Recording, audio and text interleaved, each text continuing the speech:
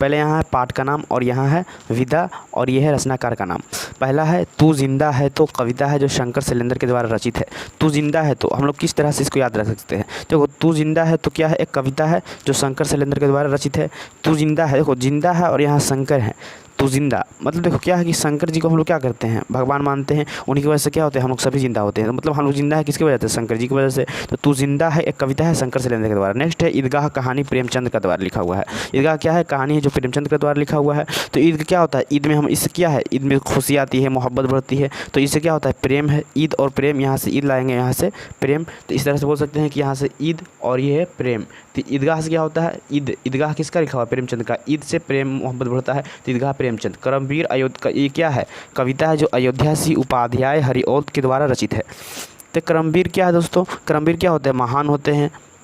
तो महान होते हैं तो क्या इसका नाम भी बड़ा होता है, तो इसीलिए क्या है करमवीर है, मतलब बहुत अच्छा काम करता है, बहुत ही ग्रेट है, बहुत महान है, तो इसका नाम ही बड़ा है। अयोध्या सिंह उपाध्याय हरिऔध है, या इस तरह से भी याद रख सकते हैं कि करमवीर है, उसको क्या मिला है, उपाधि मिला है, उपाध्याय है तो उपाधि मिला है, क्या करमवीर को उपाधि मिला है। इस तरह से याद रख सकते हैं। एक कविता है। फिर है हुंदरू का जलप्रपात यात्रा वृत्तांत है जो कामतः प्रशासनिक काम का लिखा हुआ है। तो हुंदरू का जलप्रपात क्या है, यात्रा वृत्तांत। तो हुंदरू का जल, यहाँ से जल निकालेंगे और यहाँ से काम, तो जल और काम, जल से मिला लेंगे दोस्तों, क्या आता है जल हम लोग को काम आता है, तो यहाँ से जल है, यहाँ भी काम है और यहाँ भी काम। इस तरह से हम लोग इसको रिलेट करके याद कर सकते हैं। फिर बिहारी के दो है, तो ये तो बहुत ईजी है, कविता है जो बिहारी की लिखा हुआ है, इसमें ही छुपा हुआ है बिहारी और यहाँ पे बिहारी है। फिर यहाँ ठेस कहानी है जो फनीश्वर रेणु का लिखा हुआ है। तो ठेस क्या है दोस्तों, जब किसी को भी क्या है ठेस लगता है तो क्या होता है, रोने लगता है, तो यहाँ पर क्या आता है रेणु हो जाएगा। तो ठेस क्या है, कहानी जो फनीश्वर रेणु का लिखा हुआ है, ठेस लगा तो रोने लगा। बच्चों की दुआ है कविता मोहम्मद इकबाल का लिखा हुआ है। तो बच्चों की दुआ देखो यहाँ क्या है, दुआ उर्दू लफ्ज़ है, यहाँ मोहम्मद, मोहम्मद भी क्या है उर्दू से रिलेटेड है, तो यहाँ दुआ और मोहम्मद से याद रख सकते हैं कि बच्चों की दुआ एक कविता है जो मोहम्मद इकबाल के द्वारा रचित है।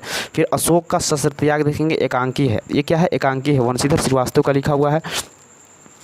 क्या है, अशोक का शस्त्र एकांकी वंशीधर श्रीवास्तव का लिखा हुआ है। तो इसको किस तरह याद रख सकते हैं कि क्या है, अशोक का शस्त्र त्याग, शस्त्र जो त्याग करता है क्या होता है, वंशीधर, उसे धरो और पकड़ो, क्या होता है वंशी धरो और पकड़ो हो जाएगा कि अशोक का शस्त्र त्याग है एकांकी जो वंशीधर श्रीवास्तव का लिखा हुआ है। फिर ईर्ष्या तो आ गई मेरे मन से, क्या है निबंध है जो नामधारी से दिनकर का लिखा हुआ है। तो क्या हुआ, ईर्ष्या तो क्या होता है, तो दिन और रात क्या रहता है हमारे मन में रहता है, ईर्ष्या दिन भर हमारे किस में रहता है, मन में रहता है। तो ईर्ष्या ना गई तो ईर्ष्या तो ना गई मेरे मन से, क्या है एक निबंध है जो नामधारी से दिनकर के द्वारा लिखा हुआ है। फिर आते हैं यहाँ कबीर का पद।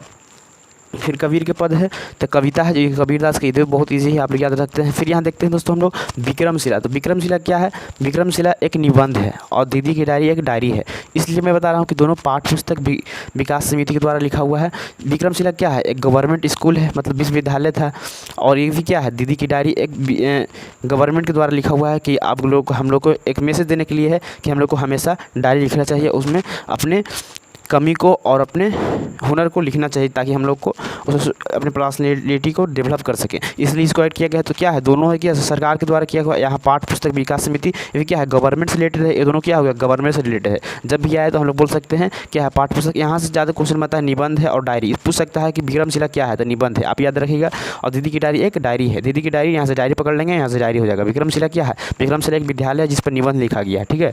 फिर आदमी नेक्स्ट देखते हैं पीपल, कविता है जो गोपाल सिंह नेपाली का लिखा हुआ है, इसको किस तरह याद रख सकते हैं, इसमें देख सकते हैं पीपल है, पीपल एक कविता है गोपाल सिंह, इसमें क्या है प, देख सकते हैं इसमें प दो बार है, इसमें भी प है प और इसमें भी प, तो Nepali Gopal, people Nepali Gopal, Nepali Gopal, people Gopal Nepali, people Gopal Nepali, इस तरह जा सकते हैं। जो पीपल क्या है कविता है गोपाल सिंह नेपाली का लिखा हुआ है। फिर पढ़ते हैं दीन बंधु निराला, निबंध है आचार्य शिवपूजन सहाय का लिखा हुआ है। देखो दोस्तों यहाँ पर क्या है, दीन है, दीन मतलब होता है गरीब और बंधु मतलब होता है दोस्त, मतलब गरीब का दोस्त कौन होगा, जो असहाय होगा। हम लोग इस सहाय को क्या पढ़ सकते हैं, असहाय पढ़ सकते हैं, मतलब जो असहाय को मदद करता है दीन बंधु होता है। दीन बंधु निराला लिखा हुआ है, निबंध है जो आचार्य शिवपूजन सहाय का लिखा हुआ है। फिर आते हैं खेमा, एक कहानी है जो पाठ्य पुस्तक विकास समिति के द्वारा मतलब ऐड किया गया है। तो क्या खेमा क्या है, एक बाल मजदूरी पर लिखा गया क्या है, एक कहानी है जिसका मैसेज देना चाहता है गवर्नमेंट हम लोग की बाल विवाह पर रोक लगाना चाहिए, इसीलिए क्या बोल सकते हैं इसको गवर्नमेंट से रिलेटेड है, इसलिए क्या है खेमा एक कहानी है जो पाठ्य पुस्तक विकास समिति के द्वारा मतलब ऐड किया हुआ है। खुशबू रचते हैं हाथ, एक कविता है अरुण कमल का, यहाँ से कैसे याद रख सकते हैं ट्रिक के द्वारा, ये क्या है खुशबू रचते हैं हाथ एक कविता है जो अरुण कमल का लिखा हुआ है।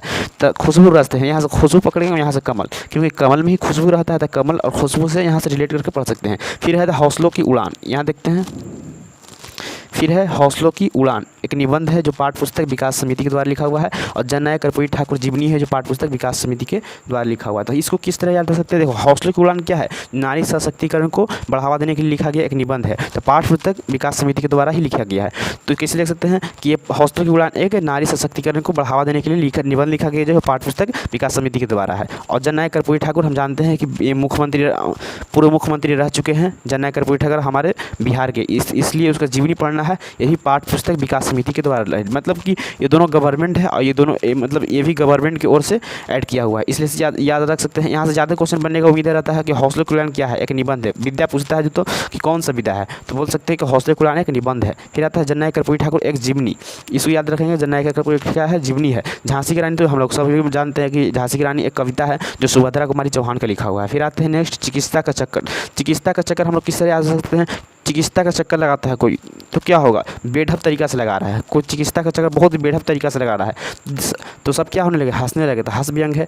मतलब कह सकते हैं कि चिकित्सा का चक्कर एक क्या है? हंस व्यंग है जो बेढप बनारसी के द्वारा लिखा हुआ है। फिर सुदामा चरित्र एक कविता है जो नरोत्तम दास का लिखा हुआ है। सुदामा चरित्र कविता है जो नरोत्तम दास का लिखा हुआ है। फिर राह भटके हिरण के बच्चे को कविता है जो डॉक्टर नियतम का लिखा हुआ है। राह भटके